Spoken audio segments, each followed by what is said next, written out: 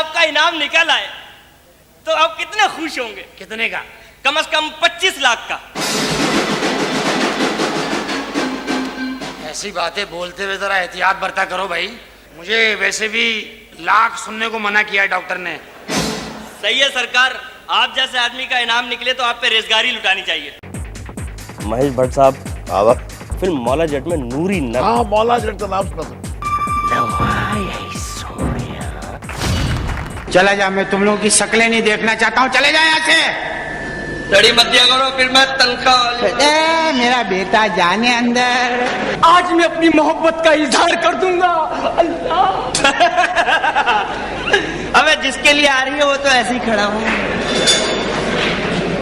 मारिया, मारिया, मारिया, क्या रेत में खेल के आई हो? जंगूरा अपने दुश्मन को अपने जहर से खुद मारता है। ये जट कौन है?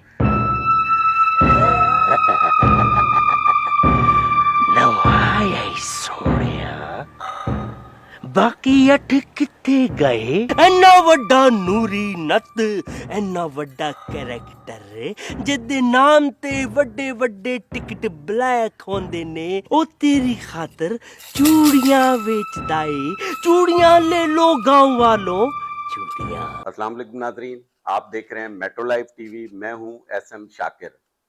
आज जिस सेलिब्रिटी से हम आपकी मुलाकात कराने जा रहे हैं उनका ताल्लुक शोबिज से तो है, लेकिन वो एक बहुत ही अच्छे होस्ट हैं, एंकर हैं, एक बेहतरीन कॉमेडियन के साथ साथ इन्होंने पाकिस्तान में पहली मर्तबा प्रैंक शोज जो है वो मुतारिफ कराए। यानी आज बहुत सारे लोग उनकी कॉपी करते हुए नजर आते हैं। कुछ फिल्मों में भी इन्होंने जोर आजमाई की या किस्मत आजमाई की, लेकिन उससे ज्यादा बेहतर रिस्पांस टेलीविजन पे इन्हें मिला और पूरी दुनिया इनको जानती है और इनका नाम है हनीफ राजा।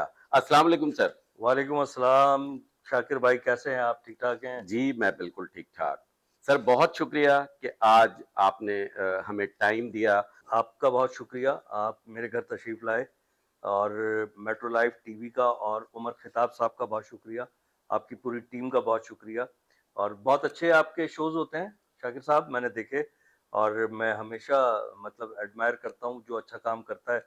तो आपकी सबसे अच्छी बात ये होती है कि जो आपका शो होता है ना वो क्योंकि फिल्म से मुतालिक ज़्यादा होता है आपके शोज जो हैं, आप रिसर्च करके जाते हैं, आपकी हवा में कोई बात नहीं होती। तो आपको बहुत मुबारक हो, आपका शो बहुत कामयाब जा रहा है, अल्लाह और तरक्की दे आपको। गुफ्तगू शुरू करने से पहले आपका बहुत शुक्रिया कि आप जैसा एंकर, होस्ट अगर ये बात कर रहा है हमारे प्रोग्रामों के हवाले से या मेरे मुतालिक या मेट्रो लाइव के हवाले से, तो ये बात हमारे लिए किसी सनत से कम नहीं। अरे अरे बहुत शुक्रिया, कोई ऐसी बात नहीं। जो अच्छा काम करे उसको अप्रिशिएट करना चाहिए। सर सबसे पहले ये बताएं कि जो आपका इब्तदाई करियर था उसके हवाले से बताएं, और ये बताएं कि आपके जो फादर थे वो क्या करते थे और शोबिस की तरफ आप कैसे आए। देखिए शोबिस की तरफ मैं किस तरह आया और कैसे आया, ये एक बड़ा ही मुख्तलिफ सा मौजू है। मैं कई इंटरव्यूज में बता चुका हूँ लेकिन एक दफ़ा फिर बताऊंगा। मेरे फादर की ड्राई क्लीन थी नाज़िमाबाद में, और वो तो बिल्कुल मजहबी और घरेलू इंसान थे।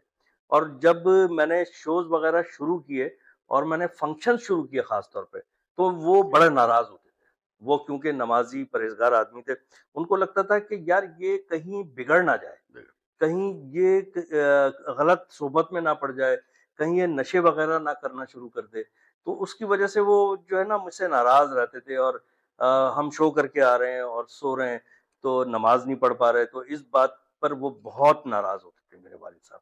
लेकिन जब आहिस्ता आहिस्ता मेरा कुछ नाम होना शुरू हुआ और मैंने स्टैंड अप कॉमेडी से अपना आगाज किया, जब नाम होना शुरू हुआ तो उनको लोगों ने बताया कि भाई ये तो बड़ा अच्छा काम कर रहा है आपका बेटा। तो उन्होंने पूछा लोगों से कि यार मालूम करो कि ये कुछ गलत चक्रों में तो नहीं है, मतलब कोई ये नशा तो नहीं करता। उस वक्त लोग सुनते थे कि यार फलां जो आर्टिस्ट है ना वो चरस बहुत पीता है, वो शराबी है, वो ऐसा है।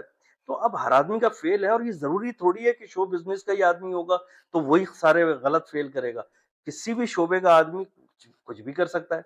बहरहाल उनको रिपोर्ट मिली कि भाई ये काम ठीक कर रहा है, अच्छा काम कर रहा है, और किसी नशे में नहीं है, किसी ऐसे शौक में नहीं है। फिर वो मुतमईन हो गए मेरे वालिद साहब।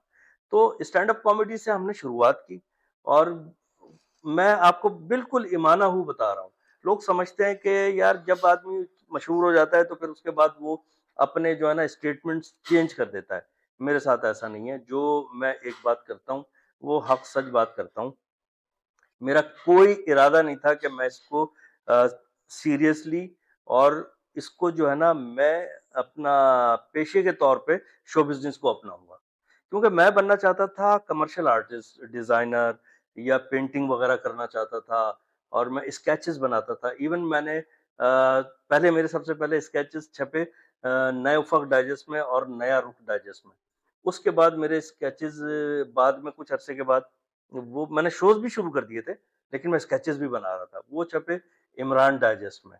तो वो बड़ा अच्छा लगा लोगों को, मुझे बड़ी पज़ीराई भी मिली, और मुझे कोई वो नहीं था कि यार मैं ये इसको ना प्रोफ़ेशनली करूँगा। लेकिन एक बुनियादी चीज़ थी, वो थी मेरे अंदर विट। जब विट होती है ना जिस आदमी में, तो वो ज़रा दूसरों से मुख्तलिफ होता है। और बकौल हमारे लेजेंड कॉमेडियन फरीद खान साहब कहते थे कि विट जो है ना, वो 2 या 3 लाख आदमियों में से किसी एक में होती है। तो मैंने कहा कि यार ये तो कुछ मुख्तलिफ सी बात है। अच्छा, मैं कराची सेकेंडरी स्कूल नाज़िमाबाद में पढ़ता था, और ड्रामा वगैरह स्टेज करना स्कूल में, इन सब चीज़ों का मुझे बहुत शौक था, और मैं हिस्सा लेता था। और इवन मैंने, आप यकीन करेंगे कि all Karachi school drama festival भी हुआ और कंपटीशन हुआ, तो उसमें मैंने ड्रामा लिखा और ड्रामा एक्ट किया, डायरेक्ट किया, और मुझे फर्स्ट प्राइज़ मिला। ये बात मैं बता रहा हूँ क्लास 6 की, और क्लास 4 में भी मैंने किया था। अच्छा, और शौक के पनपने की एक बहुत बड़ी वजह ये थी कि मेरे स्कूल के साथ, कराची सेकेंडरी स्कूल नाज़िमाबाद में, उसके बिल्कुल साथ जो है ना, लिबर्टी सिनेमा था। जी। बिल्कुल दीवार से दीवार मिली हुई थी लिबर्टी सिनेमा की। अब तो खैर वहाँ पे अपार्टमेंट्स बन गए। तो जब इंटरवल होता था, तो हम पोस्टर देखने जाते थे कि यार कौन-सी फ़िल्म लगी हुई है, इसके बाद कौन-सी फ़िल्म आएगी। तो मैं अंदर जाके जो है ना, वो जो फ़ोटो सेट लगे होते थे, वो फ़ोटो सेट भी मैं देखता था। मुझे अच्छी तरह याद है, मैंने अपनी लाइफ़ की पहली फ़िल्म जो देखी थी, वो मैं अपने बड़े भाई के साथ गया था। वो फ़िल्म थी सौदागर। उसके बाद फिर दिल लगी मेरे ख़्याल में कई साल बाद रिपीट हुई, तो वो देखी मैंने। सेकंड रन में यानी हाँ, हाँ। ये इसमें ख़ासा गैप था फ़िल्में देखने में। फिर जो मैंने प्रॉपर जो शो बिज़नेस की तरफ और अट्रैक्ट हुआ, वो फ़िल्म मैंने देखी इकबाल काश्मीरी साहब की सिंदबाद, जिसमें शाहिद साहब थे। और मुनव्वर ज़रीफ़ साहब को देख के तो बस आप कुछ ना पूछें। मैंने कोई जितनी दफ़ा मेरे पास पैसे जमा हुए, ₹2.5 वाली टिकट में बैठता था मैं, वो सेंटर में होता था। तो मुझे ना आगे, तो यूँ ऐसे देखनी पड़ती थी ना, तो पीछे देखने का या गैलरी में बैठ के देखने के पैसे थे नहीं। तो बीच में बैठ के मैंने कितनी दफ़ा वो फ़िल्म मुनव्वर ज़रीफ़ साहब की वज़ह से देखी। और जब शाहिद साहब से फिर मेरी मुलाकात हुई मेरे शो में, अंदर की बात राजा के साथ में वो गेस्ट आए। फिर उनसे बहुत अच्छी दोस्ती भी हो गई शाहिद साहब से। बहुत अच्छे हमारे पाकिस्तान के बड़े लेजेंड है अदाकार, फ़िल्म स्टार शाहिद साहब। फिर मैंने उनको बताया तो बड़े हँसते थे। फिर मेरी एक लिखी हुई टेलीफ़िल्म थी मुन्ना टेंशन, और वो एयरवायर डिजिटल पे ऑन एयर हुई 2-3 दफ़ा। उसमें शाहिद साहब ने काम भी किया। एनीवे वो बात कहीं और निकल गई है। तो वहाँ मैं एक्ट वग़ैरह करता था। फिर हमारे मोहल्ले के कुछ, ये मैं नाज़िमाबाद की बात कर रहा हूँ, उस वक़्त मैं नाज़िमाबाद में रहता था। तो मोहल्ले के कुछ दोस्त थे, किसी को गाने का शौक था, किसी को कीबोर्ड बजाने का शौक था, किसी को वो ड्रम और कोंगो बजाने का शौक था, हमें भी था, थोड़ा बहुत ऐसे ही शौकिया कर लिया करते थे। एक मेरा दोस्त था तौफ़ीक, और अभी भी है माशाल्लाह। तो हमने मिलके वैसे ही, मतलब किसी दोस्त की बहन की मेहंदी हो रही है तो वहाँ पे वो टूटे-फूटे कोंगो भी ले गए। एक हारमोनियम वाला दोस्त हमारा, वो उसको एक ही गाना आता था।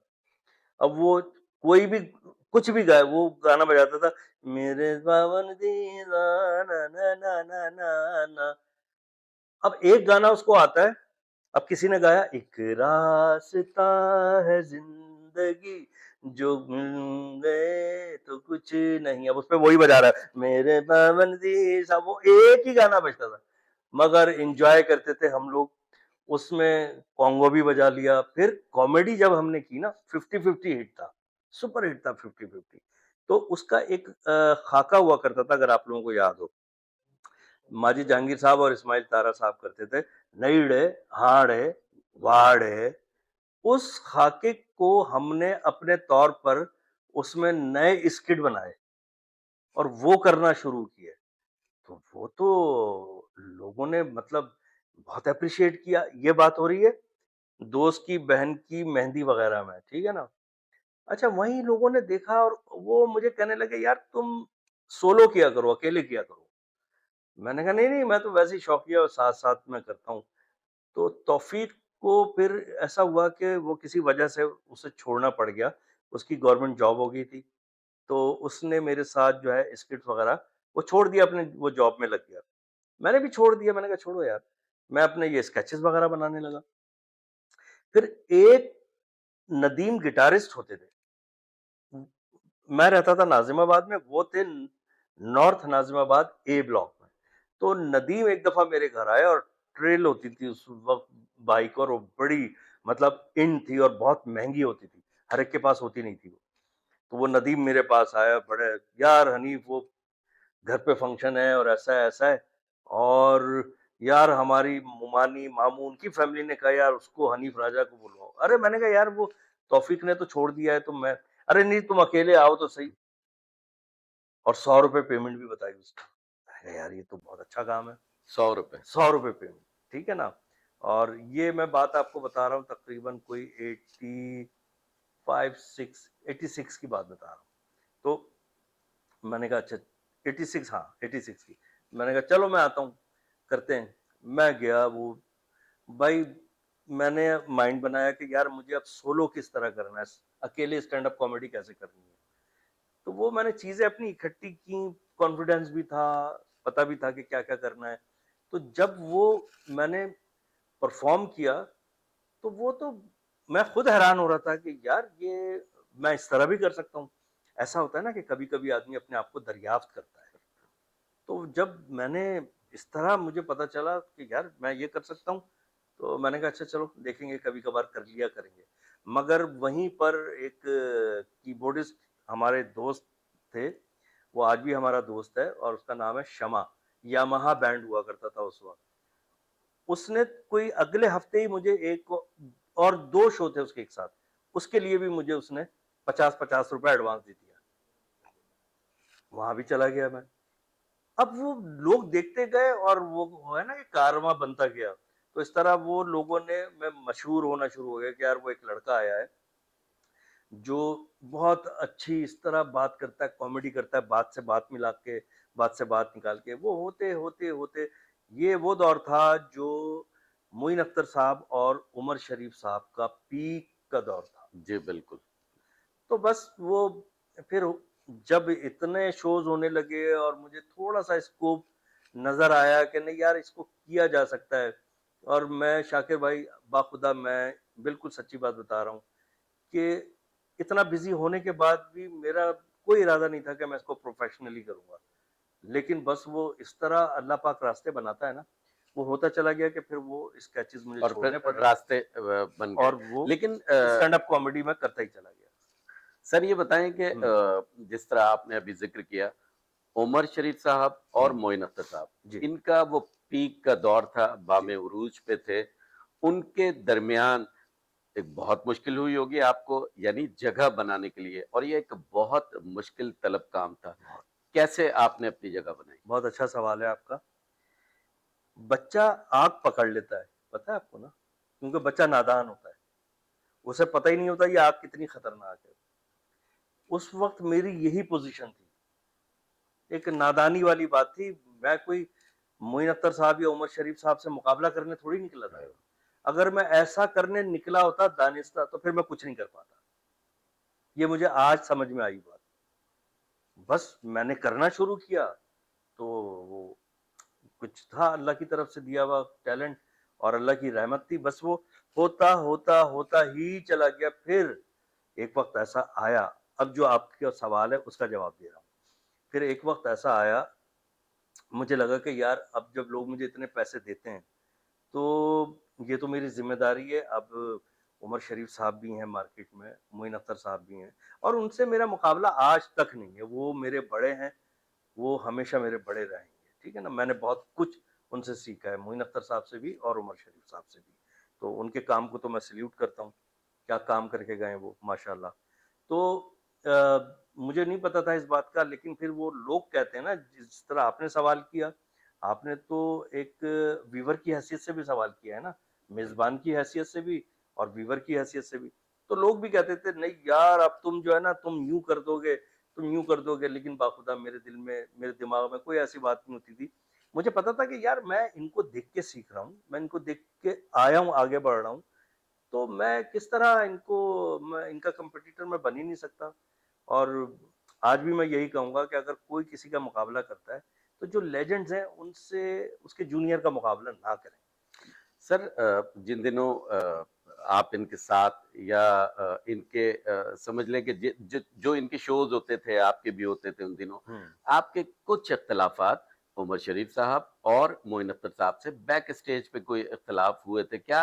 ये बात ठीक है, कुछ ऐसा हुआ था? नहीं, एज सच देखें, मेरे डायरेक्टली तो ना उमर भाई से कोई इख्तिलाफ हुआ, ना मोइन भाई से, यानी उमर शरीफ साहब या मोइन अख्तर साहब से। लेकिन वो होता यह है कि कभी कभार फिर जब आपकी पसंदीदा चीज नहीं होती तो आप उसको मना करते हैं। तो डायरेक्टली उमर भाई या मोइन भाई नहीं बोलते थे कि ये करना जरूरी है।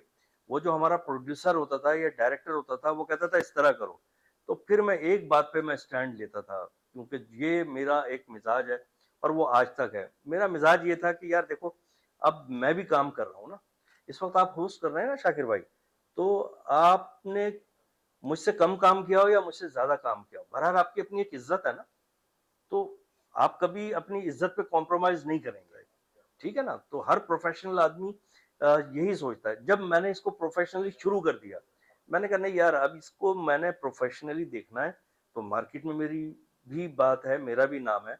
तो कुछ चीजें होती थी, वो रोल में कोई ऐसी बात होती थी कि नहीं यार ये role, good luck Moin Akhtar हमने किया था और उस पर भी मौजूद है वो यूट्यूब पर। यूट्यूब। तो गुड लक मोइन अख्तर में थोड़ा सा एक इस तरह का मामला हुआ कि उन्होंने कहा ना यार ये वाले सीन काट लेते हैं, ये सीन काट लेते हैं। मैंने कहा फिर आप एक काम करें, पूरा रोल काटें, तो मैं करूंगा ही नहीं। इस तरह के दो तीन मामलात हुए, और वो डायरेक्टली ना मोइन भाई से हुए ना उमर भाई से हुए। और अब अल्लाह जाने पीछे कौन था उसके, लेकिन वो इस तरह की बात थी, और जो सही बात थी उस पे स्टैंड लेना चाहिए और मैंने लिया। लिफ्ट फंस गई। किससे? सरकार आज लिफ्ट ने मेकअप किया हुआ था, किसी से फंस गई। अरे किसने फंसाई लिफ्ट? अरे सरकार, वो फजलदीन है ना लिफ्टमैन, हाँ, उसकी भी आपने तनख्वाह रोकी हुई है। तो फिर लिफ्ट उसने लिफ्ट फंसा दी रास्ते में। फंस गई है? हाँ, जल्दी अभी सही करें ना।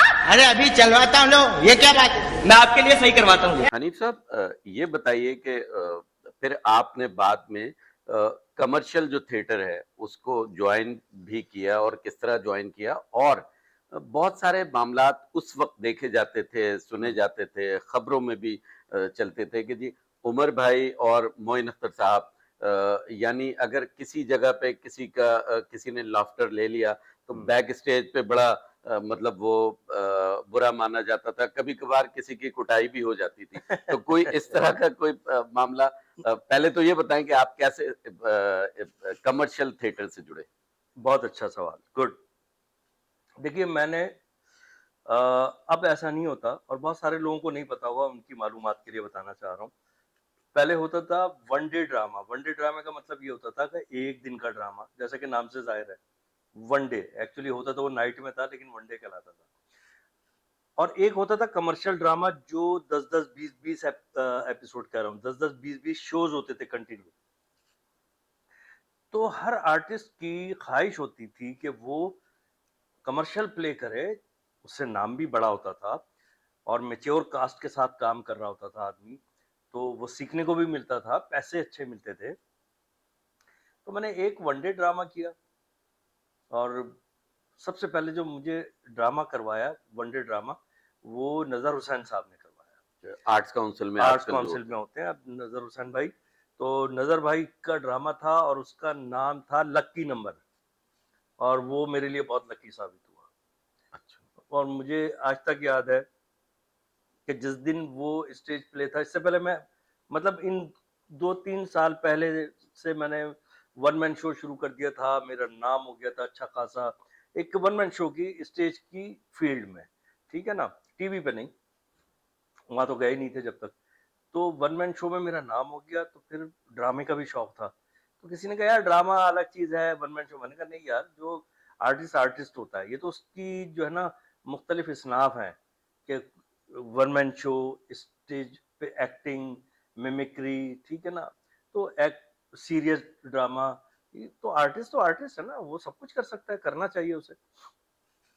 खैर, तो मैंने वनडे किया और मुझे अच्छी तरह याद है, पूरी रात मैंने, मेरे एक दोस्त थे मरहूम असलम ड्रमर, और उमर शरीफ भाई ने उसे छोटी सी दाढ़ी रखी हुई थी, तो उसका नाम चौरंगी रख दिया था, असलम चौरंगी बोलते थे, असलम हमीद नाम था उसका।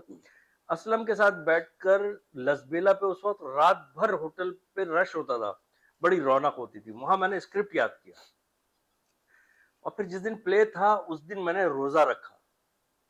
मैंने कहा या अल्लाह, बस ये अच्छे तरीके से हो जाए, क्योंकि मैं एक तरह से एक अपग्रेड फील्ड में जा रहा था। वन मैन शो ठीक है, अपनी जगह बहुत अच्छा होता था, लेकिन स्टेज ड्रामे से लगता था कि हाँ यार, अब ही इज बिकमिंग एक्टर, अब ये एक्टर बन रहा है, ठीक है ना। स्टैंड अप कॉमेडी सिंपल होती है ना, सीधा खड़े होके एक्ट करना, वो भी मुश्किल काम है, लेकिन जो एक्टिंग का म्यार होता है ना, और उसकी बात होती है कुछ और होती है।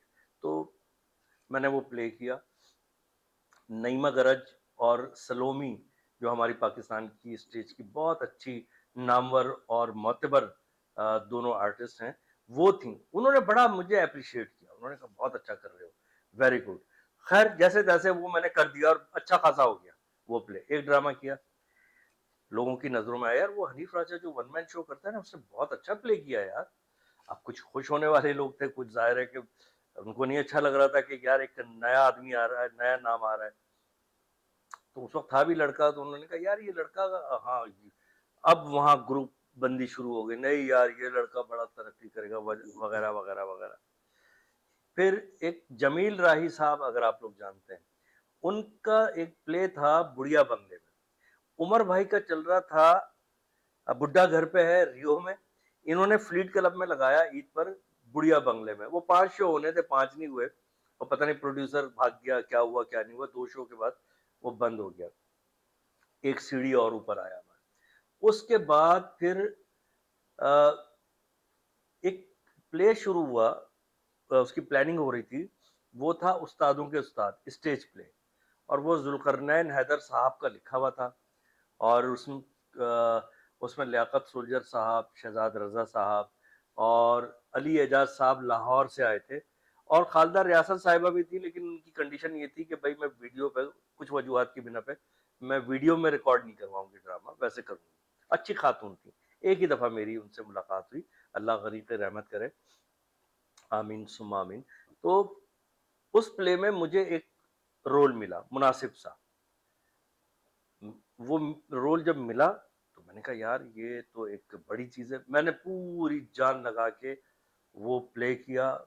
वो मेरा पहला कमर्शियल ड्रामा था, और उससे मैं एक्चुअली तमाम लोगों की नजर में आ गया। सरकार ये तो फैशन है, गाने चले हुए, आपने नहीं सुना? तिरछी टोपी वाले, ओ हो, बाबू बोले वाले। सरकार, जब से ये तिरछी टोपी का फैशन चला है, सारे पुलिस वाले टोपियां तिरछी करके खड़े हुए। अब उसके 2 महीने बाद एक प्ले हुआ जिसका नाम था एक्सक्यूज मी बाबा। एक्सक्यूज मी बाबा जो है वो रियो में था, और उसमें कासिम जलाली साहब जो हमारे पीटीवी के ड्रामा प्रोड्यूसर हैं, उनकी बेगम यानी जकिया जलाली साहिबा, जिन्हें हम जकिया भाभी कहते थे, तो जकिया भाभी उसको प्रोड्यूस कर रही थी, और फुरकान हैदर साहब डायरेक्टर थे उसके। उनके घर पे नॉर्थ नाजाबाद ए ब्लॉक में छत पे रिहर्सल हो रही थी। तो कोई एक आर्टिस्ट मिस हो गया, तो किसी ने कहा यार वो हनीफ राजा एक लड़का है, उसको बुलाएं। उन्होंने मुझे बुलवाया, एक छोटा सा रोल था। वो रिहर्सल में इतना अच्छा हुआ, उसमें कास्ट सुने आप, मोइन अख्तर साहब, इस्माइल तारा साहब, जेबा शहनाज साहिबा, उसमें अल्लाह भला करे महमूद अख्तर साहब, उसमें अंबर अयूब, और एक लंबी फहरिस्त, आफ्ताब आलम साहब, और कौन कौन था यार, याद, मजहर अली साहब। बहुत जाहिर है, टीवी प्रोड्यूसर की वाइफ कर रही है तो सभी लोगों ने काम करना था, कि कौन मना करता। उसमें छोटा सा रोल था और मोइन भाई के सामने रोल था, और वो होते होते ऐसा हाईलाइट रोल हुआ वो, कि मोइन भाई ने पहले शो या दूसरे शो के बाद कहा कि भाई इस ड्रामे का जो हाईलाइट कैरेक्टर है वो वेटर का, वो एक होटल का सेट था, एक मतलब आ, मरी वगैरह का होटल दिखाया है, और उसमें मैं और अख्तर शिरानी, हम मरहूम, हम वेटर हैं दोनों। तो वो मोइन भाई ने बहुत उसमें मुझे अप्रिशिएट किया, बहुत बकअप किया मुझे। उसके बाद तो फिर चल सो चल हो गया। उसकी वीडियो भी बनी। जब उसकी वीडियो रिलीज हुई तो मुझे पता ही नहीं था कि भाई ये जो टीवी स्क्रीन पर, चाहे वो वीडियो के जरिए या टीवी के जरिए, उसकी शोहरत क्या होती है। मेरे पास गाड़ी थी सुजुकी कस्टम, तो मैं उसमें जा रहा था, तो मुझे पता ही नहीं था, बकरा ईद से 3-4 दिन पहले वो वीडियो रिलीज हो, बकरा ईद से 4-5 दिन पहले ही रिलीज हुई थी। पहले इसी तरह हुआ करता था, ईद से, बकरा ईद से कुछ दिन पहले वीडियो रिलीज हो जाती थी ड्रामे की। तो वो लोगों ने इस तरह देखना शुरू किया, मैं समझा शायद मेरी गाड़ी का ना बम्पर निकल गया है, या कोई पंक्चर है गाड़ी में, क्या है। आगे ले जाके मैंने एक तरफ रोक के देखा, सब कुछ सही है। फिर मैं जहां से गुजर रहा था वो लोग देख रहे थे। अरे मैं रात को शो में गया, एक उसमें जो स्टैंड अप कॉमेडी करता था, इस तरह करने गया, तो वहां तो लोगों ने क्लैप की मेरी एंट्री पे। उस दिन पता चला मुझे कि भाई शोहरत क्या चीज होती है। हमने तो आपको पहचान लिया, आपकी फोटो चूरन की पुड़िया में आती है। सीधा करो बच्चा, उल्टा करो बुड्ढा। तुम्हें पता है तुम्हारे साथ कितनी बेवफाई हो रही है? क्या बकवास करता है? तुम जिसको चाहता है वो किसी और को चाहता है। हम किसको चाहता है? तुम सेठ को चाहता है ना? तुमको कैसे पता? हमारी पुरानी आदत है, हम सब छप्पर में सुनता है। तुम सेठ को चाहता है, लेकिन सेठ तुमसे बेवफाई कर रहा है। क्या बोलता है? वो चांद वाली औरत नहीं है वो, हाँ? धुड़ धुड़ धुड़ धुड़ धुड़ धुड़। हाँ, दूर दूर दूर। उससे सेठ बोला था कि हमने तुम्हारे को अपना दिल दिया, अब हम गुर्दे पे जिएगा। मोइन अख्तर साहब और उमर शरीफ साहब, यानी वो सवाल रह गया वहीं कि कभी कभार किसी से जो है वो, यानी जिनको लॉफ्टर्स मिलते थे या कुछ इस तरह के जो उनको लगता था, क्लैप मिलती थी, तो कभी कभार बैक स्टेज पे कोई ना कोई वाकया जरूर होता था। तो आपके साथ कोई ऐसा वाकया हुआ? हाँ देखिए, एक दो चीजें ऐसी हुई, बहुत बड़ी नहीं, लेकिन चीजें तो होती थी। कुछ मैं महसूस कर लिया करता था कि यार इस तरह हो रहा है, तो मैं थोड़ा सा खुद ही बैकआउट कर जाया करता था। मैं कहता था मुनासिब नहीं है, इससे बेहतर यह है कि अपना कोई अलग मकाम बनाए, अपनी कोई अलग शिनाख्त बनाए, और वो अल्लाह पाक ने कर दी। तो मैं ये समझता हूँ कि सीखा मैंने, आज भी सीखता हूँ। मोइन अख्तर साहब का कोई काम देखता हूँ, मोइन अख्तर साहब का, उमर शरीफ साहब का कोई काम देखता हूँ, आज भी सीखता हूँ। लेकिन बहुत सारे लोगों ने इस तरह भी किया ना कि उनके साथ आके उनके अंडर में काम किया। तो मेरा ख्याल है अगर मैं अंडर में इन दोनों में से किसी के भी काम करता तो शायद आज मैं इस जगह नहीं होता और आप मेरा इंटरव्यू नहीं ले रहे होते। तो ऐसा हुआ कि ये मामलात होते थे कि हमसे ज्यादा रिस्पांस किसी को मिले नहीं। ये उस वक्त थिएटर में ऑलमोस्ट सब लोगों का यही हाल था कि यार हमसे ज्यादा कोई जूनियर जो है ना वो ना लेकर जाए एप्रिसिएशन, लाफ्टर्स हमारे होने चाहिए, हमारे क्लैप्स ज्यादा होनी चाहिए। तो ये लड़ाई तो खैर ऐसा सच नहीं हुई, लेकिन एक बड़ा मजे का वाकया है। हम कौन सा प्ले कर रहे थे, यही गुड लक मोइन अख्तर, ईद का प्ले था। उसमें मुझे और मोइन भाई को ना एक पैरोडी गानी थी, तुम कौम की माँ हो सोचो जरा, इस गाने की बेस पर पैरोडी थी। तो अब वो मैं जो है ना थोड़ा सा लय से आगे या पीछे हो जाता था, तो वो जो सेट लग रहा होता था ना, वहाँ सेट लगाते थे तो लकड़ी के टुकड़े पड़े हुए थे। मोइन भाई ने बाकायदा उठा के और मतलब किसी गुस्से में नहीं, लेकिन सीरियसली मेरी टांगों में मारा कि यहाँ आके तुझे रुकना है, यहाँ आके तुझे ये गाना जो है ना यहाँ खत्म करना है। और मैंने कहा मोइन भाई वाकई लगे, कह रहे मैं इसीलिए मार रहा हूँ। तो ये इस तरह सीखता चला गया, इस तरह होता रहा काम। एक दौर था कि जिस वक्त इंडिया में हमारे बहुत सारे कॉमेडियंस गए और आप भी वहां गए और वहां लोगों ने बड़ा यानी दौलत भी कमाई और शोहरत भी कमाई। तो आपने वहां कितना अरसा गुजारा और वहां आप ज्यादा ज्यादा क्यों नहीं ठहरे, ये क्या वजह थी? हाँ, देखिए हुआ ये कि जिस वक्त ये इंडिया में लाफ्टर चैलेंज शुरू हुआ और उन्होंने यहाँ से पाकिस्तानी आर्टिस्टों को बुलाना शुरू किया, तो ऑलमोस्ट वो लोग गए जो उस वक्त बिल्कुल मसरूफ नहीं थे यहाँ। अच्छा, मेरा एक तो वो शो चल रहा था कैंडिड कैमरा, और ये जो प्रैंक शो छुप छुपा के, ठीक है ना। बेसिकली तो वो कैसा था, वो था कैंडिड कैमरा, मेरा जो प्रैंक शो था वो एनटीएम पर था। इसका दूसरा वर्जन था जो एयर वाई पे शुरू हुआ, माशाल्लाह 9 साढ़े 9 साल चला और बहुत मकबूल था वो, बहुत अल्हम्दुलिल्लाह अल्हम्दुलिल्लाह। तो आज तक उसके जो क्लिप्स हैं वो सोशल मीडिया पे आज भी बहुत वायरल हैं और लोग मिलते हैं, आज भी देख रहे होते हैं। तो वो चल रहा होता था और मेरी अपनी प्रोडक्शन थी तो जिम्मेदारी भी ज्यादा थी। फिर दूसरा, मैं आज टीवी पे एक शो कर रहा था अंदर की बात राजा के साथ, और उसमें तो बहुत बड़ी बड़ी सेलिब्रिटीज आई। उसमें इमरान खान साहब आए, उसमें शेख रशीद आए, उसमें अल्लाह भला करे, अभी बात हो रही थी रिकॉर्डिंग से पहले, मुसर्रत शाहीन साहिबा आई, शाहिद साहब, एक्टर शाहिद साहब आए। किसका बताऊं मैं आपको, बहुत लंबी चौड़ी फहरिस्त है, मैं भूल जाता हूँ। डॉक्टर जावेद इकबाल साहब, अल्लामा इकबाल साहब के साहबजादे, वो आए, नासरा इकबाल साहिबा, जस्टिस नासरा इकबाल साहिबा, वो, और एक बड़ी लंबी फहरिस्त थी और बहुत हाई प्रोफाइल वो शो था।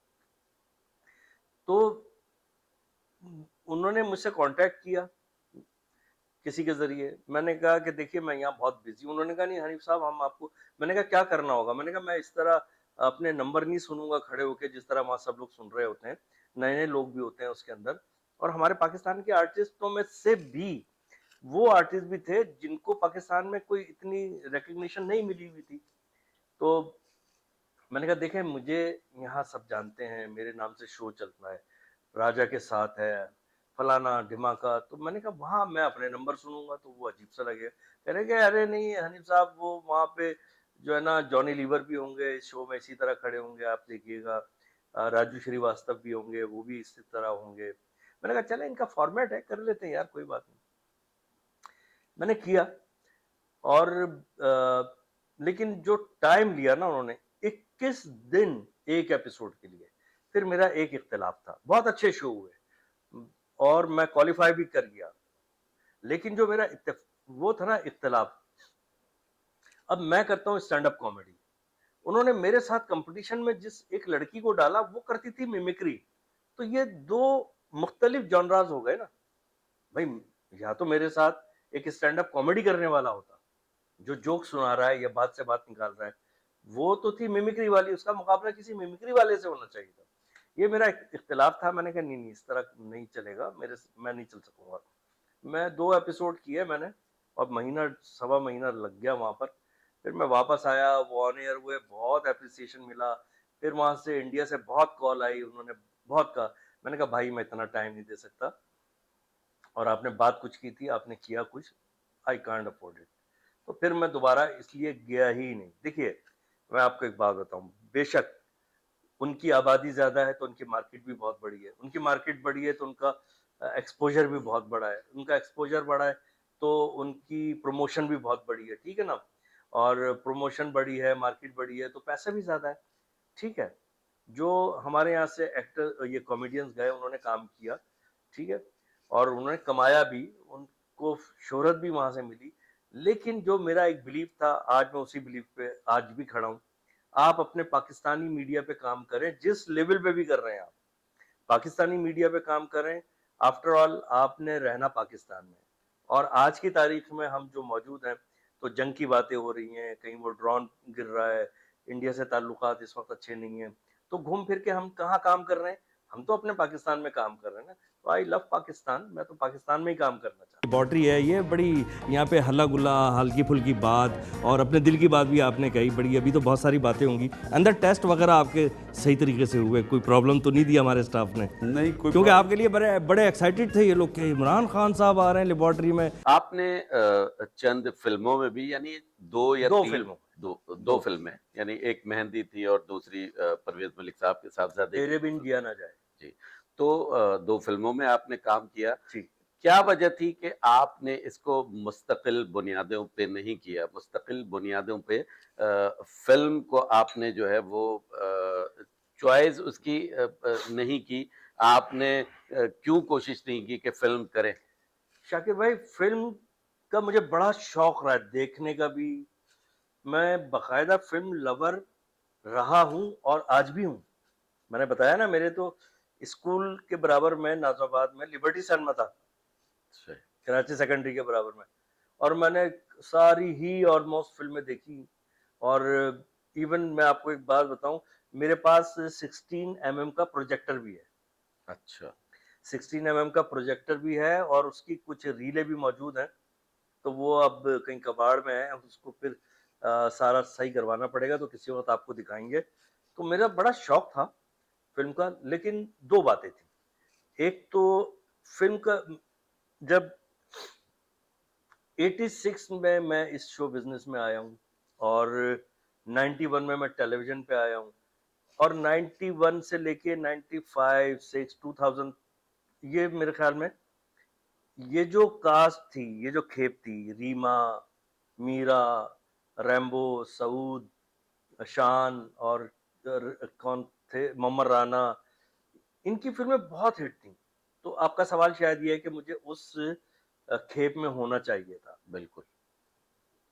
मुझे अप्रोच किया दो तीन लोगों ने, एक सईद राना साहब ने अप्रोच किया था मुझे, लेकिन मैं यहाँ इतना बिजी था, शोज इतने माशाल्लाह मैं कर रहा होता था, और टीवी की रिकॉर्डिंग में बिजी था। फिर मेरा वो कैसा चल रहा था, यही प्रैंक शो, तो वो कहते थे कि यार इतने इतने दिन आना होगा, तो मैं ये अफोर्ड नहीं कर पाता था। अब ये इसको मैं ये समझूंगा कि अल्लाह को मंजूर था नहीं, सही। उसने यहाँ इतना बिजी कर दिया मुझे अपने कामों में कि मैं वहाँ जा ही नहीं पाता था, कर ही नहीं सकता था। फिर मुझे ज़हूर हुसैन गिलानी साहब ने अप्रोच किया मेहंदी फिल्म के लिए, जिसमें गालिब कमाल गालिब थे, कमाल। साहिबा थी और मैं था। अच्छा रोल था, शफकत चीमा साहब थे और कमाल साहब थे, और बहुत मजा आया, बहुत अच्छा लगा। और पहली दफा मैंने देखा कि यार फिल्म का क्या मतलब इम्पैक्ट होता है, और क्या फिल्म का जो है ना मतलब तासुर लोगों के दिलों में होता है।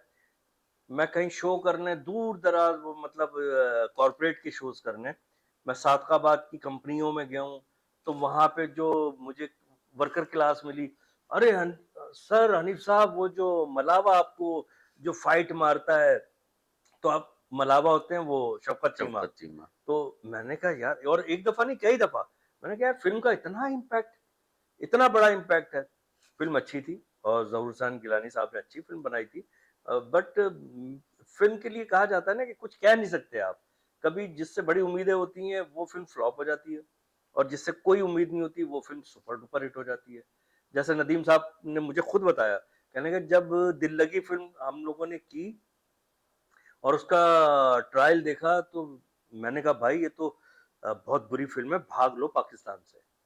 ये मतलब कहीं मैंने यूट्यूब पे नहीं सुना, नदीम साहब ने खुद बताया मुझे। जी हाँ, वो उस कहते हैं ये। उसके बाद वो फिल्म जो सुपर हिट हुई है, दिल लगी, तो वो देखे ना, आइकॉनिक मूवी बन गई। खैर, वो मैंने की, लेकिन मजा बहुत आया। अच्छा, वो मैंने देखी थी कराची में जाके ड्राइव इन सिनेमा में, तो वहां भी अच्छा रिस्पांस था, मगर फिल्म देखने का मजा जो होता है वो प्रॉपर सिनेमा में होता है। जब तेरे बिन जिया ना जाए में मैंने काम किया, वो बहुत अच्छी फिल्म थी, तेरे बिन जिया ना जाए, बहुत अच्छी इमरान मलिक साहब ने बनाई थी। बट आई डोंट थिंक कि वो उससे चलना चाहिए था, वो क्यों नहीं चली मेरी समझ में नहीं आया। तो बड़ी अच्छी, एस्थेटिक्स बहुत अच्छे थे, कैमरा वर्क बहुत अच्छा था। उसमें मेरा और एहसन का रोल था साथ। इमरान मलिक साहब हीरो थे, ज़ारा शेख हीरोइन थी, नदीम साहब थे, सबसे बड़ी बात ये। और नदीम साहब के साथ काम किया मेरे लिए ऑनर कि यार नदीम साहब हमारे लेजेंड पाकिस्तान के। और सबसे बढ़कर ये कि नदीम साहब भी नाज़िमाबाद में ही रहते थे। मैं नाज़िमाबाद में 5B में हम रहते थे। नदीम साहब का सुना था कि 5A में रहते हैं। सुना था क्योंकि जब मेरी पैदाइश से पहले या उस वक्त वो तो स्टार बन चुके होंगे। फिर जब मेरी मुलाकात हुई तेरे बिन जिया ना जाए की रिकॉर्डिंग पर, शूट पर, तो जब हम शूट पर जाते थे ना, तो नदीम साहब को पहले गाड़ी लेती थी, वो आगे बैठे होते थे, फिर मुझे पिक करती थी। तो फिर मैंने नदीम साहब से पूछा कि आप नाज़िमाबाद में वहाँ रहे ना? कहले हाँ हाँ बिल्कुल। अ, अच्छा, लोग पापोश नगर बोलते हैं, पापोश चांदनी चौक वाला इलाका है आगे, लेकिन चलिए पापोश ही कह लें इसको। मैंने कहा जी जी। कहने लगे तुम भी पापोश में रहते हो? मैंने कहा जी, मैं उस वक्त वहीं रह रहा था। कहने लगे अच्छा तुम किस तरफ हो? मैंने कहा आप 5A में थे, मैं 5B में रहता हूँ। कहने लगे अच्छा, छोटे मियाँ पान वाले को जानते हो? मैंने कहा जी जी बिल्कुल। कहने यार वो छोटे मियाँ हयात हैं? मैंने कहा नहीं, उनका इंतकाल हो गया। कह अरे अरे अरे। और उनकी बड़ी बातें करने लगे छोटे मियाँ पान वाले की। जब नदीम साहब सिंगिंग करने के लिए जाते होंगे कभी, तो वो किस्से सुनाए। तो तेरे बिन जिया ना जाए की वो मैंने देखी कैपरी में जाके अपने फैमिली के साथ। और एक सीक्वेंस में जहां हम विलन कुछ अपनी वो पी रहा होता है शरबत खास, और टुनमुन होता है, तो वो मैं और एहसन वीडियो बनाते हैं और मैं उसमें डांस वांस हल्का, उस जो मैंने वहां लाफ्टर्स देखे छोटी छोटी बातों पे, जो मैंने क्लैप देखी, मैंने कहा यार फिल्म का नशा ही अलग है। तो बस आपका सवाल था कि आपने क्यों नहीं की। सैयद नूर साहब से बात हुई, वो भी मेरे शो में अंदर की बात राजा के साथ में गेस्ट थे, और नूर साहब अच्छे आदमी है, प्यारे आदमी है। तो उनसे बात हुई तो कहने के यार असल में मैं चाहता हूँ कि तुम फिल्मों में वहाँ काम करो, मेरी फिल्म में भी करो, लेकिन प्रोड्यूसर ना इतने टिकट्स नहीं दे सकता कराची लाहौर, फिर स्टे, या तो तुम लाहौर शिफ्ट हो जाओ। मैंने कहा ये मेरे लिए पॉसिबल नहीं है कि मैं नए सिरे से एक स्ट्रगल करूं, और जिसके रिजल्ट का मुझे पता भी ना हो कि क्या रिजल्ट आएगा। तो दैट्स वाई मैंने फिल्म, फिर मैंने कहा छोड़ दें। फिर नजर आ रहा था कि यार फिल्म का आगे ना पाकिस्तानी सिनेमा का स्कोप नहीं है। हनीफ साहब, आपकी जिंदगी का कोई तकलीफ दे यानी लम्हा आपको ऐसा लगा हो कि जी इस वक्त आपको बहुत रोना आता हो, यानी दुख से भरा भरा दुख से भरपूर लम्हा, वो क्या था? 2018 में, अभी मेरे ख्याल में इस बात को 6 साल हो रहे हैं, मेरी वाइफ को 2012 में कैंसर डायग्नोस्ट हुआ, और उसके बाद वो मैं उनके इलाज में लग गया।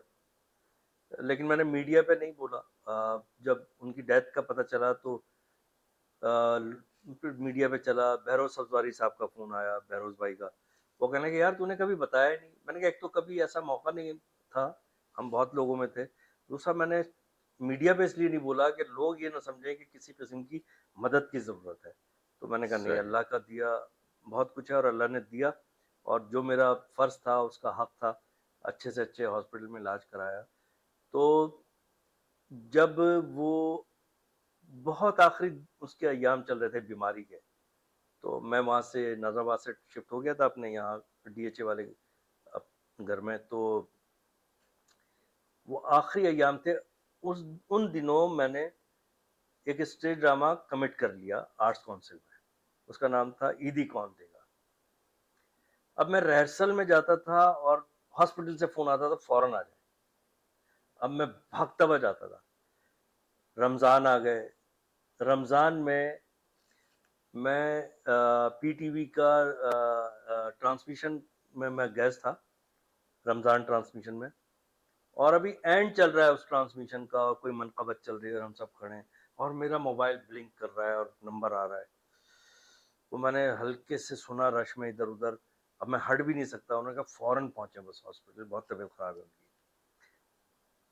ये तकलीफ तो देखी देखी, लेकिन 27वीं शब को रमज़ान की 2018 की फिर उनका इंतकाल हो गया। अब 27वीं शब को इंतकाल हुआ है तो एक पहाड़ टूटा कम का, और 3 दिन बाद ईद है और मुझे वो ड्रामा करना है, ईदी कौन देगा, और उसमें मेन रोल मेरा है। तो वो बस अल्लाह ने हिम्मत दी, और जिस तकलीफ, अजियत और कर्ब के साथ मैंने वो प्ले किया है, और वो था भी कोई 10-15 दिन का प्ले, तो बस वो मेरा दिल जानता है। यानी ज़हनी तौर पे भी आप डिस्टर्ब और दुखी हैं, लेकिन आपने स्टेज पर जाना है तो लोगों को हँसाना है। भाई देखिए ना, उनका 27वीं शब को इंतकाल हुआ है, मतलब 27वें रोजे को इंतकाल हुआ, 27वीं शब लग चुकी थी, फिर दिन 28 और 29 को स्वयं हुआ है, और अगले दिन ड्रामा है। हालांकि उन्होंने कहा भी, किसी ने कहा यार तुम चाहो तुम मत करो, या फिर किसी ने कहा यार इतना पैसा इनका इन्वॉल्व हो गया है, पूरी कास्ट है पीछे, और मेन रोल तुम्हारा रिहर्सलें हो चुकी हैं 10 दिन 20 दिन। मैंने कहा अच्छा, अल्लाह मालिक है। कैफियत आपकी बहुत अजीब बहुत उस बहुत वक्त आप होती खुद हो। समझ सकते हैं, कोई भी देखने वाले भी इस बात को महसूस कर सकते हैं कि इतनी तकलीफ में, इतने कर्ब में आदमी का क्या हाल होगा। लेकिन देखिए, ये प्रोफेशनल लाइफ जो होती है ना, ये एक कांटों की सेज है, आसान काम नहीं है। लोग तो देखते हैं ना, उसके बाद कोई भी कमेंट्स कर देते हैं, आजकल तो सोशल मीडिया पे नीचे कमेंट लिख देते हैं, लेकिन उन थोड़ा सा ये एहसास होना चाहिए कि यार एक आदमी इतनी मेहनत करके, इतना प्रोफेशनली अब सेक्रीफाइस चीजों को करके आपके लिए कुछ कर रहा है, तो कमेंट्स करते हुए थोड़ा सा लिहाज करना चाहिए। आपने इस इंडस्ट्री में बहुत सारे फनकार जो मुतारिफ कराए। नादिर अली नादिर भी एक नाम है जो आपने ही मुतारिफ कराया। तो जिस वक्त ये आपके साथ जुड़े थे, काम कर रहे थे, आपको उस वक्त महसूस ऐसा होता था कि ये एक बहुत बड़ा स्टार बन जाएगा, बहुत बड़ा नाम बन जाएगा? अच्छा, नादिर को मैंने इंट्रोड्यूस नहीं कराया, अच्छा। और ये मेरे साथ नहीं काम करते थे। मेरे साथ काम करते थे नदीम उस्मानी, जो उन्होंने शायद उनके साथ फिर उस मेट्रो वन टीवी पे शायद ये नादिर आया है उनकी। अच्छा, तो उनके साथ हाँ, नदीम उस्मानी मेरे साथ काम करते थे, और कैसा के जमाने से कर रहा था नदीम। फिर उसके बाद उसने छुप छुपा के में भी मेरे साथ काम किया, बस वो फिर कोई वजूहात थी, उसने काम छोड़ दिया। तो उसके बाद वो उसने वहां किया मेट्रो वन पे, और तकरीबन ऑलमोस्ट ये पूरे का पूरा ये ट्रैक, पूरे का पूरा ये फॉर्मेट, ये तो मेरा बनाया हुआ है ना जी, सारा। ये प्रैंक शोज़ जो ठीक है है ना? वो आप ही किया करते हाँ, थे। और मैंने इस पे, हालांकि लोगों ने कहा यार आप जो है ना इसको पैट करवाएं, इसको पेटेंट करवाएं, और इसको कॉपीराइट्स ने। मैंने कहा यार अब कोई कर रहा है तो उनको करने दो, कोई बात नहीं। फिर वो वहां किया उसने, नदीम उस्मानी ने मेट्रो वन पे। मैंने कहा चलो आप करते रहो, कोई बात नहीं। और उसके बाद वो नादिर ने भी किया, लेकिन अभी मैंने उसका पॉडकास्ट भी किया नादिर का। छोटे भाइयों की तरह है, कोई ऐसी बात नहीं है। बस इख्तिलाफ ये है कि आप उस जो था इख्तिलाफ, मैंने कहा भाई अगर आप किसी की चीज को आप सीख रहे हो किसी से, या वही चीज एज इट इज कर रहे हो, या उस आदमी की ये क्रिएटिविटी है, उसका क्रेडिट है, तो उसको क्रेडिट दो, नाम तो लो ना। बिल्कुल, नाम लें और आप हवाला दें इस हाँ, मैंने बात फिर का। उसको जब अभी मुलाकात हुई, फिर मैंने समझाया भी। मैंने कहा देखो, जो नाम नहीं ले रहा होता ना, तो वो ज्यादा लोग बोल रहे होते हैं। मेरा शिकवा यही था मुलाकात से पहले तक। मैंने कहा, उससे किसी ने पूछा कि भाई वो तो हनीफ राजा की क्रिएशन है, तो उसने कहा नहीं वो तो पहले कभी प्रैंक होता है। मैंने कहा भाई सीधी सीधी बात करो। फिर उसने कहा कि वो तो उन्होंने तो वो पाकिस्तान में किए हैं, मैंने चेंज किया, मैंने सिंगापुर में किया, मलेशिया में किया। अब मैंने उसका जवाब ये दिया, मैंने कहा भाई मेहदी हसन साहब का गाना कोई सिंगापुर में जाके गाएगा तो वो मेहदी हसन साहब का रहेगा या उस आदमी का हो जाएगा? ठीक है ना, सिंपल इज दैट। तो खैर, फिर उसको एहसास हुआ, उसने एक रील बना के अपलोड की कि हनीफ भाई नाराज हैं कि मैं उनको इंडोज नहीं करता। नहीं, सवाल ये नहीं है कि आप इंडोज नहीं करते, इंडोज तो माशाल्लाह पूरा पाकिस्तान कर रहा है। आप ये बात माने ना कि भाई आपने ये चीज देखी है, सेम चीजें कर दी। फिर वो उसने फोन किया, मैंने कहा यार अब इतनी लंबी चौड़ी बात करने की जरूरत नहीं है। फिर मैंने उसका पॉडकास्ट भी किया। नादिर कर रहा है, कोई बात नहीं, उसको करने दें। अब जाहिर है, जैसे मैंने तो आपसे नहीं कहा कि आप मुझसे ये सवाल करें, आपको पता है ना ये बात, ऐसे पूरी दुनिया को पता है। ताबिश हाशमी वो प्रैंक नहीं किए ताबिश ने। ताबिश ने, उसकी ग्रेटनेस है, बड़ी बात है। उसने, जब मैं उसके शो में गया, क्या नाम है, हंसना मनाए, मैं जो जियो पे ऑन एयर होता है, जी। मैं लाहौर गया उसकी रिकॉर्डिंग के लिए, तो उसने उसमें अनाउंसमेंट की स्टार्ट में। उसने कहा मैं जिनको बुलवा रहा हूँ मेरे दिल के बहुत करीब हैं, और उन वो जो काम करके प्रैंक का 28 साल पहले कर छोड़ चुके हैं, लोग अब कर रहे हैं। और जो उन्होंने राजा के साथ उनका एक शो था, वो उसके भी ट्रेंड सेटर हैं, और मेरा डिजिटल पे जो टीवीएच था वो उसकी एक्सटेंशन है। उसने एतराफ़ किया, उसका कद बढ़ गया, ठीक है ना?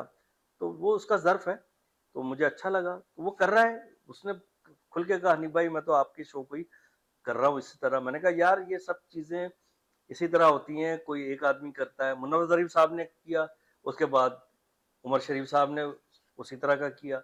उमर शरीफ साहब को हमने देखा, हमने भी कोशिश की, फिर आदमी का अपना एक रंग बन जाता है, अपना एक स्टाइल बन जाता है, फिर वो उस तरह करना शुरू हो जाता है। तो बहरहाल ये कर रहे हैं, करें, लेकिन मैं एक दफ़ा फिर कहूँगा, कोई भी आदमी किसी को भी फ़ॉलो कर रहा है, नकल कर रहा है, फ़ॉलो कर रहा है, उसकी सेम चीज़ कॉपी कर रहा है, तो यार कम से कम उसका नाम ज़रूर ले, क्योंकि उसमें आपका फ़ायदा है। नाम नहीं लेंगे, प्रेशर बढ़ेगा, लोग ज़्यादा नाम लेंगे। ये तो फलाँ की नकल है यार, ये तो हनीफ राजा की नकल है। ऐसे ही। तो आप नाम ले देंगे, तो प्रेशर खत्म हो जाएगा। कुछ अरसे पहले आपने मतीरा के एक शो में दूसरी शादी के हवाले से कुछ बात की थी, तो क्या पेशरफ्त है अब? मतीरा ने उसको हाईलाइट किया जानबूझ के। उसने कहा कि आप क्यों नहीं कर रहे दूसरी शादी? मैंने कहा तो आप बताएं, आप राजी हैं या नहीं? मैंने भी अजराए मजाक बोला, तो लेकिन उस पे बड़े कमेंट्स आए और बाकायदा मेरे रिश्ते भी आए। तो मैंने कहा कि भाई मुझे माफ कर दें, जब मैंने करनी होगी तो मैं बड़े घरेलू अंदाज में इंशाल्लाह निकाह करना चाहिए। और जाहिर है वाइफ की मेरी डेथ हो चुकी है, तो मेरा तो हक है भाई, मैं ज़रूर करूँगा, लेकिन एक वक़्त आएगा, उस वक़्त करूँगा। तो मतीरा ने तो बात को हाइलाइट करना था ना, उसने तो एक इश्यू बनाना था, उसने बनाया। तो आपकी आप नज़र में है कोई रिश्ता? नहीं होगा तो अच्छा। बिल्कुल मैं बताऊंगा, और बिल्कुल आपको अब कर लेनी चाहिए। आपकी पूरी उम्र पड़ी है और अभी आप जवान हैं। अरे माशाल्लाह, बहुत शुक्रिया। कुछ अरसे पहले ही आपने किसी शो में अपनी पहली पेमेंट, यानी आपको जो पहली पेमेंट मिली थी, जो पहली कमाई थी आपकी, उसका जिक्र किया था। कुछ हमारे नाजरीन को भी बताएं कि वो आपकी पहली कमाई क्या थी। अच्छा, वो ताबिश हाशमी के शो हंसना मना में जो जियो पे आता है, उसी में ताबिश ने मुझसे पूछा, हनीफ भाई, उसने भी खोज लगाई जैसे आप माशाल्लाह रिसर्च करके आए हैं। मैं तो आपकी पहली तारीफ कर चुका हूँ कि आप रिसर्च के साथ आते हैं। उसने भी मेरे बारे में रिसर्च की, कहाँ रहते थे, क्या करते थे, क्या खाते थे, क्या पीते थे, किस तरह शो शुरू किया। उसकी टीम भी बड़ी स्ट्रांग है, जो रिसर्च टीम थी। तो उसने मुझसे पूछा, ताबिश ने, कि हनीफ भाई मेरे पास एक इंफॉर्मेशन है। मैंने कहा क्या? कहने लगे, पहले आप बताएं कि आपको अपने शो की पहली पेमेंट क्या मिली थी? जो था मैंने बता दिया। मैंने कहा भाई मुझे अपने शो की, जिसमें मैंने स्टैंड अप कॉमेडी की थी, उसमें पहली पेमेंट जो थी वो निहारी खिलाई थी प्रमोटर ने, और वो अल अब्बास होटल में, जो अब्बासी शहीद हॉस्पिटल के सामने था, अल अब्बास होटल नाजिमाबाद में। तो उसने निहारी खिलाई थी, और बाखुदा ऐसे ही था। अच्छा, हमारे मेरे जहन में तो निहारी भी नहीं थी भाई। मैंने कहा अब आ गए शो करके, अब घर जाएंगे, चाय वाय पिला देगा ज्यादा से ज्यादा।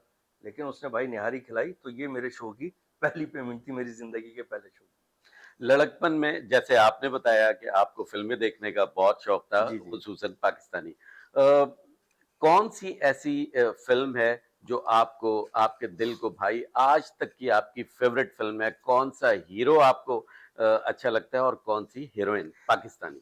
देखिए, ये तो बड़ा आपने इंसानी नफ्सियात के मुताबिक सवाल किया है, और ख़ास तौर पे उन लोगों के लिए जो फ़िल्म देखने के शौकीन हैं, और हमारे पाकिस्तानी ख़ास तौर पे।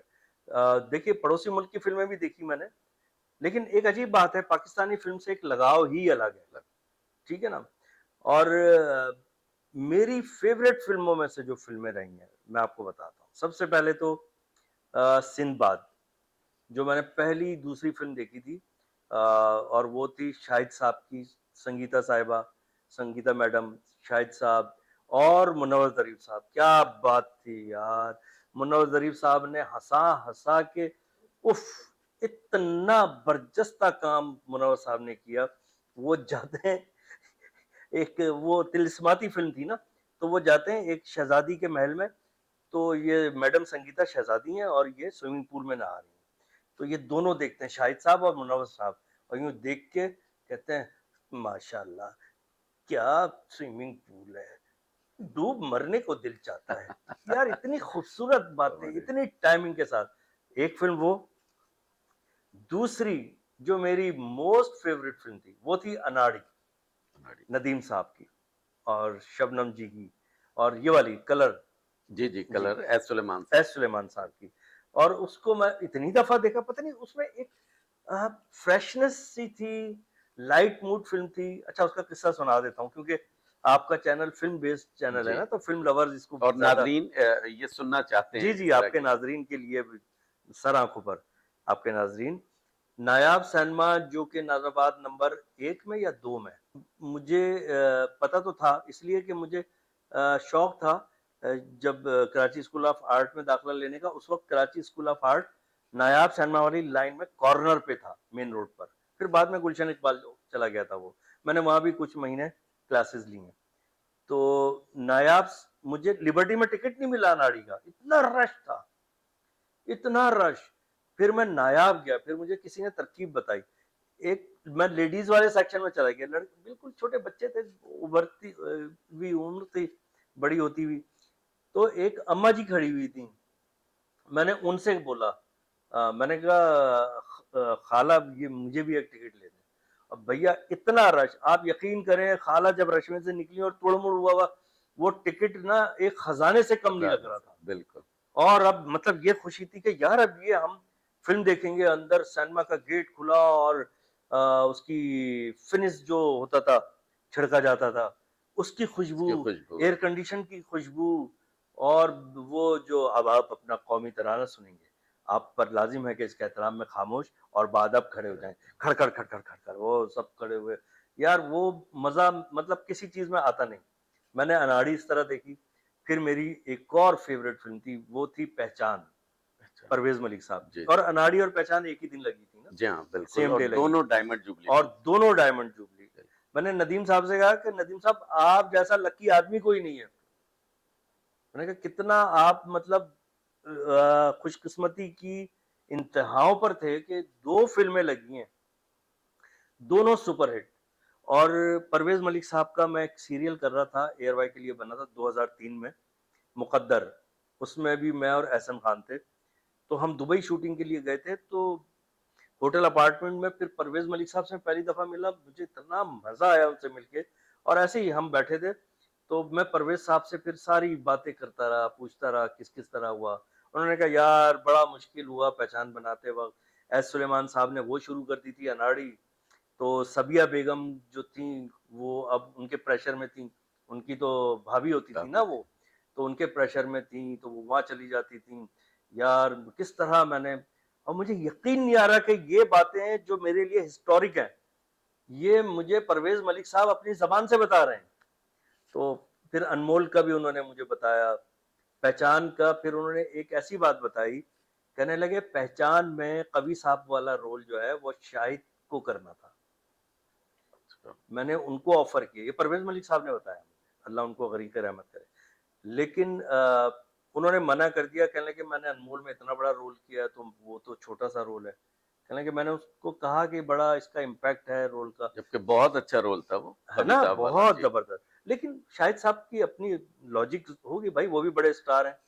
तो लेकिन उसके बाद आप देखें, परवेज साहब ने ये बात बोली तो नहीं, लेकिन मैंने महसूस किया कि उसके बाद शाहिद साहब किसी फिल्म में थे नहीं, परवेज साहब, है ना। फिर नदीम साहब ही थे सारी नदीम फिल्मों साहब। में ऑलमोस्ट। खैर पहचान मेरी फेवरेट थी। और एक फिल्म और मेरी फेवरेट थी, पता नहीं आप लोगों ने देखी नहीं देखी, उमर साहब ने देखी होगी यकीनन, आपने भी देखी होगी, शिकार, शिकार। शाहिद साहब की। और शाहिद साहब से मेरी बड़ी लंबी गुफ्तगू शिकार पे हुई। मुमताज भी थी उसमें, और क्या बात है यार, क्या दोनों। फिल्म थी। फिर शाहिद साहब ने बताया कि मुझे इसलिए अच्छा लग रहा है जिक्र करते हुए भी कि हम लोग तो सुन रहे होते हैं ना, या किससे पढ़ रहे होते हैं, लेकिन जब आपको किसी इतने बड़े लेजेंड ने जो आपके फेवरेट रहे हो वो बता रहे हो, तो वो तो आपके लिए एक खजाना होता है ना। तो शाहिद साहब कहने लगे ये फिल्म, ये हंटर फिल्म से मुतासिर थी फिल्म, है ना, इंग्लिश फिल्म हंटर से। शाहिद साहब कहने लगे ये फिल्म मैं खुद बनाना चाह रहा था। अच्छा। हाँ, फिर बाकी पता नहीं क्या वजह हुई वो मैं भी भूल गया हूँ। लेकिन क्या खूबसूरत फ़िल्म थी। फिर अभी जब मुमताज़ साहिबा, मुमताज़ बेगम हमारी फ़िल्म स्टार मुमताज़ पाकिस्तान आई, उनसे भी बड़ी बातचीत रही, बहुत प्यारी खातून हैं, बहुत अच्छी खातून हैं। तो ये मेरी पसंदीदा फ़िल्म है, अंबर भी मेरी बहुत पसंदीदा फ़िल्म थी, बहुत अच्छी उसमें फ़िल्म भी है। नदीम साहब, मोहम्मद अली, मुमताज़। हाँ, जी। क्या बात है! खूबसूरत फ़िल्में थी यार। और एक और फ़िल्म मेरी बड़ी पसंदीदा थी, वो थी रंगीला मनोज ज़रीफ़। अच्छा, वो मैं सिनेमा में नहीं देख सका, उस वक़्त वाक़ई मैं बहुत छोटा था। लोग तो वैसे ही बोलते हैं ना, लेकिन देखने वालों को, हमारे व्यूअर्स को अंदाज़ा हो गया होगा, तो उस वक़्त वाक़ई मैं छोटा था जब वो रंगीला मनोज ज़रीफ़ आई है। फिर मैंने बाद में कोई 100 दफ़ा जो है ना वो वीएचएस पे देखी, और अब तो यूट्यूब पे अवेलेबल है, लेकिन वीएचएस पे मैंने बहुत देखी है रंगीला मनोज ज़रीफ़। क्या खूबसूरत-खूबसूरत उसकी सीक्वेंसेस थे। फिर वो नौकर वहुटीदा देखी मैंने, मुनव्वर साहब की, और वो देखी शालीमार सिनेमा, शालीमार नाज़िमाबाद। नाज़िमाबाद में। अच्छा, मेरी किस्मत देखें, लिबर्टी सिनेमा जो था, वो कराची सेकेंडरी स्कूल के बराबर में था, और वहाँ जब मैं हुसैनी स्कूल गया, वहाँ से मैंने सुना मैडम संगीता ने भी वहाँ से मैट्रिक किया, और गुलाम मोहिउद्दीन साहब गुल्लू भाई ने भी वहाँ से मैट्रिक किया, मैंने भी वहाँ से मैट्रिक किया।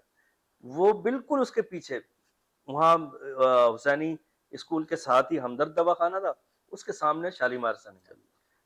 तो रात को हम लोगों को डर लगता था, तो मैं और मेरा एक दोस्त था बाबर, हमने कोई 3-4 दफा देखी नौकर वोटी तक, 3 से 6 में जाके। यानी उस वक़्त नाज़िमाबाद में ही 4-5 सिनेमा होते थे भाई अगर आप देखें। नाजमाबाद में लिबर्टी था सबसे बड़ा, और बड़ा सोफिस्टिकेटेड था, बड़ा डिसेंट सा सिनेमा था। मैंने और सिनेमा भी ऑब्जर्व किए, तो मुझे वो क्राउड नजर नहीं आया जो लिबर्टी और रिलैक्स में होता था। जी, रिलैक्स भी रिलैक्स। बहुत अच्छा था जी। मेरे ख्याल में।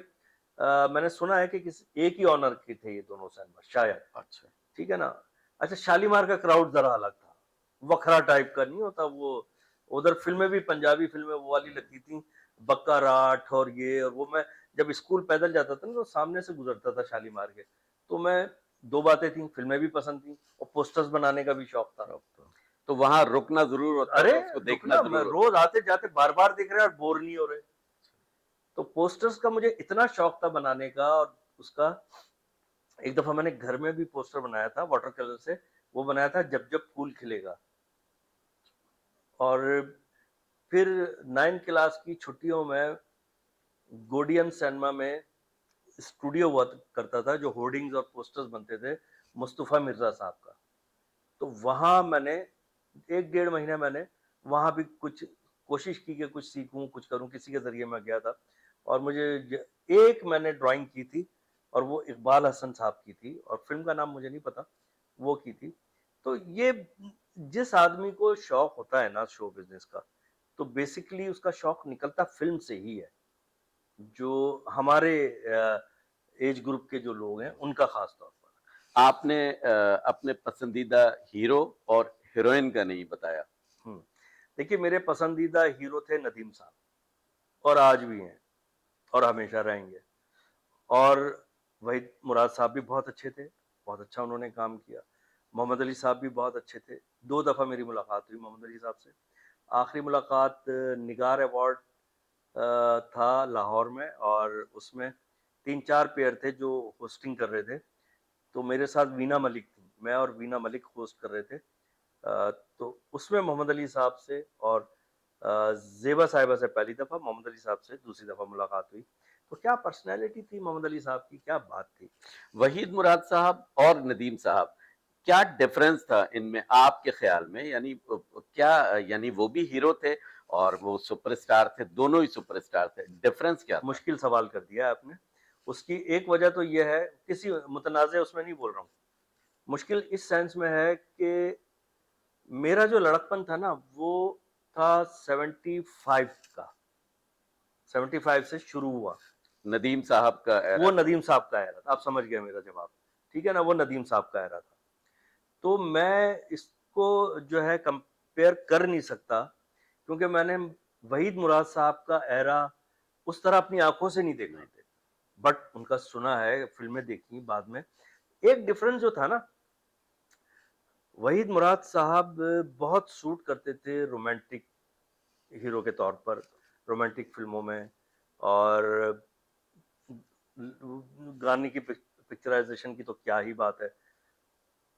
मुझे जो लगता था नदीम साहब जो थे वो हर जगह थोड़ा थोड़ा फिट थे, या ये मेरी जाती पसंद भी हो सकती नहीं, बिल्कुल आप है। हाँ, सही कह रहे हैं। ऐसा भी हो इसका सकता है। इसकी मिसाल ऐसे भी दी जा सकती है कि यंग टू ओल्ड, नदीम साहब को बिल्कुल जवानी में कहा गया, उन्होंने कर लिया, वहीद साहब ने नहीं किया था। अच्छा, ये मुझे नहीं पता, लेकिन मैंने तो माजरत कर ली आपसे इसी वजह से कि मेरा जो शऊर का वक्त था ना वो 75 का था। तो जहां से फिल्में मैंने देखना शुरू की तो मैंने नदीम साहब की फिल्में देखी, और उस वक्त मेरे ख्याल में वो नदीम साहब का दौर शुरू हो चुका था। तो मैंने, हाँ, मुझे वहीद मुराद साहब का काम जब फूल खिले में बहुत अच्छा लगा। बहुत उन्होंने अपने टाइप से हटकर काम किया और बड़ी मतलब पूरी ऑडियंस की सिंपैथी वो ले गया आखिर। हीरोइन का बताइए कि जी, बेस्ट हीरोइन यानी आपकी फेवरेट हीरोइंस कौन है? अच्छा, इस मामले में मैं कभी ठरकी टाइप का रहा नहीं। एक होता है ना ठरकी, हाय हाय हाय क्या बात है यार, ऐसा नहीं था। मेरा मिजाज था भी नहीं। और ये जो हीरोइंस थी, देखें, जो ग्रेस था ना वो शबनम साहिबा में बहुत था, बड़ा ग्रेस था। जो फुर्ती थी, जो एनर्जी थी, वो बाबरा शरीफ साहिबा में बहुत थी। ठीक है। अच्छा, अगेन जब मैंने फिल्में देखना शुरू की तो मुमताज साहिबा का भी थोड़ा सा वो कम हो रहा था। ठीक है ना, ये लोग ज्यादा इन थे। मैंने एक फिल्म देखी जिसमें मुझे मुमताज साहिबा का काम बहुत ही अच्छा लगा। अंबर में तो बहुत अच्छा किया उन्होंने, लेकिन तलाश फिल्म जो परवेज मलिक साहब की थी, उसमें 3 हीरोइन थी। या तो इन ये मजलूम ज्यादा इनको दिखाया, तो उस वक्त हम भी छोटे थे तो एक सिंपैथी आ जाती थी, एक हमदर्दी आ जाती थी कि यार जुल्म हो रहा है इनके साथ। लेकिन मुमताज साहिबा अपने दौर की बेहतरीन अदाकारा, आज भी है माशाल्लाह, बहुत अच्छी। बाबरा शरीफ साहिबा के लिए एक बात बोलूंगा मैं, वो जो गाना है ना, बिंदीदा लश्कारा मेरी बिंदीदा लश्कारा, तो बाबरा जी ने क्या अच्छा परफॉर्म किया है। एनर्जी लेवल, उसकी कॉन्टिन्यूटी, और इकबाल काश्मीरी मरहूम साहब ने जो उसको पिक्चराइज किया है और जो उसको एडिट किया है। अब एक अजीब कॉम्प्लीमेंट दे रहा हूं मैं आपको, गाना यकीनन 2-3 दिन में शूट हुआ होगा, लेकिन उसकी एनर्जी की कंटिन्यूटी, दूसरी चीजों के एक्सप्रेशंस की कंटिन्यूटी, वो ऐसा लगता है ये पूरा गाना ना 3 मिनट में ही शूट हुआ है। उसमें कहीं पे कोई गैप नहीं लगता, इतना खूबसूरत किया है। बाबरा शरीफ साहिबा की भी क्या बात है। यानी आपके ख्याल में शबनम, बाबरा शरीफ और मुमताज, और मुमताज, ये आपकी फेवरेट अगर तरीन आप मेरी हीरोइन में से है? मोस्ट फेवरेट आप कहेंगे तो मैं शबनम साहिबा को कहूंगा। ठीक है। लाहौर और कराची दोनों में स्टेज होते हैं, और कई दहाइयों से हम ये देख रहे हैं कि वहां और यहाँ में, यानी लाहौर और कराची के स्टेज में एक वाज़ेह फर्क है। आप क्या समझते हैं, इसको कैसे देखते हैं, इस फर्क को? हाँ, देखिए, फर्क तो है, और इसमें ना आर्टिस्टों का कसूर है। जिस शहर का जैसा मिजाज होता है, फिर आर्टिस्ट को भी वैसा काम करना पड़ता है। लाहौर के आर्टिस्ट भी बड़े अच्छे हैं जो अच्छा काम करते रहे। वल्गैरिटी के मैं शदीद खिलाफ हूँ, शदीद एहतजाज करूंगा। और वल्गैरिटी के खिलाफ जो ऑपरेशन किया उसमें बुखारी साहिबा ने, उन्होंने बिल्कुल ठीक किया। ऐसा होना नहीं चाहिए। मतलब डिस्कस करते हुए भी शर्म आ रही है जिस लेवल पे वल्गैरिटी स्टेज ड्रामा में पहुंच गई थी। मैं वीडियो पे क्लिप देखता था ना मोबाइल पे, मैं कहता यार, मतलब मैं ये सोचता था कि फैमिली में से तो कोई नहीं देख रहा कि मैं ये क्लिप देख रहा हूँ। मतलब मैं देखता था तो मुझे कोई खुशी मजाक कुछ नहीं होता था। मैं कहता क्या कर रहे हैं यार। दूसरे लोग जो पाकिस्तान का ड्रामा, पाकिस्तान की कॉमेडी को इतना अप्रिशिएट करते हैं, जब वो देखेंगे बोलेंगे नहीं यार सब झूठ बोलते हैं, इनका तो असल में तो ये करते हैं। तो जो अच्छे काम करने वाले हैं, सुहेल अहमद साहब ने बहुत अच्छा काम किया है, और बाकी जो लोग हैं, नसीम विक्की हमारे दोस्त है, बहुत अच्छा काम किया उन्होंने, और नासिर चिन्योटी बहुत अच्छा आर्टिस्ट है। और बाकी जो लोग जो बाद में किसी मजबूरी के तहत उन्हें वल्गैरिटी करनी पड़ गई, तो मेरा ख्याल ये कि उनको माफ कर दिया जाए और वो खुद भी अब वल्गैरिटी ना करें। एक चीज और, सिर्फ जुगत जो है ना वो कॉमेडी नहीं है। तो अगर ये समझा जाए कि सिर्फ जुगत कॉमेडी है, तो फिर उसके अलावा जो इतने लोगों ने मिसाल लिखा है, मुश्ताक अहमद यूसुफी साहब ने, तो जुगत थोड़ी, वो तो एक अच्छा फिक्रा लिखते थे। वो वाली जुगत, तेरा मुंह ऐसा है जैसे पुट्ठी केतली होती है, मतलब पुट्ठी का मतलब उर्दू समझने वालों को बता दूं, उल्टी केतली। अब आप पहले उल्टी केतली रखें, उसको देखें, फिर बोले इसका मुंह इससे मिल रहा है या नहीं मिल रहा। अच्छी बात, ये छोटी सी जुगत अगर हो जाए तो वो चलती है, ठीक है ना, मगर ओवरऑल सिचुएशन होनी चाहिए ड्रामे में, अच्छी बात होनी चाहिए, अच्छा फिक्रा होना चाहिए, वो कैच करता है, जो कराची में बहुत हुआ। और अब मुझे अफसोस होता है कि अब वो कराची में भी नापैद हो गया है। मैंने तो काफी अरसे पहले स्टेज ड्रामा छोड़ दिया था करना। जी, मैं इसी जी। तरफ आ रहा था, बल्कि ये मेरा लास्ट क्वेश्चन है हम्म। कि आपने स्टेज पे बहुत काम किया, जी जी। लेकिन एक कर से पहले आपने स्टेज को खैर बात कहा और उसके बाद टेलीविजन की तरफ आ गए और फिर उस तरफ पलट के नहीं देखा, ये क्या वजह थी? अच्छा देखें शाकिर भाई, आप भी कराची में रहते हैं ना, और माशाल्लाह आपकी बड़ी गहरी नजर भी है। और आप हो गए, आपकी टीम के लोग हैं, उमर खिताब साहब हैं, ठीक है ना, आप सब कराची के लोग हैं, गहरी नजर रखते हैं शो बिजनेस पर, मतलब इस थिएटर से लेके टीवी फिल्म हर जगह।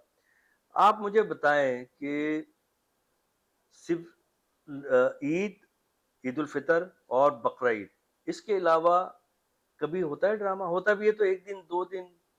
अच्छा, फिर एक कंटिन्यू एक शिकायत आती है कि यार वही वाला ड्रामा कर दिया, उसमें वही वाली पुरानी बातें कर दी, पुरानी जुगतें कर दी, या पुराना जो है ना लाफ्टर्स ले लिए, पुरानी सिचुएशन डाल दी। तो वो, अच्छा, करने वाले भी कहीं कहीं मजबूर हैं, इसलिए कि जब कंटिन्यू काम नहीं हो रहा, कंटिन्यू कोई ऐसी चीज अर्निंग नहीं है उससे, तो वो फिर क्यों उसमें जान मारी करेंगे। इस तरह धीरे धीरे धीरे धीरे वो बिल्कुल खत्म हो रहा है। जब मैंने ये पोजीशन देखी, मैंने कहा मुझे स्टेज ड्रामा नहीं करना।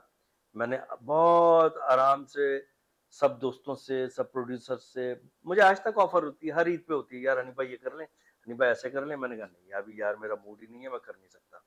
तो इस वजह से मेरा ख्याल यह है कि मैं किनारा का शो के ज़्यादा सुखी रहा।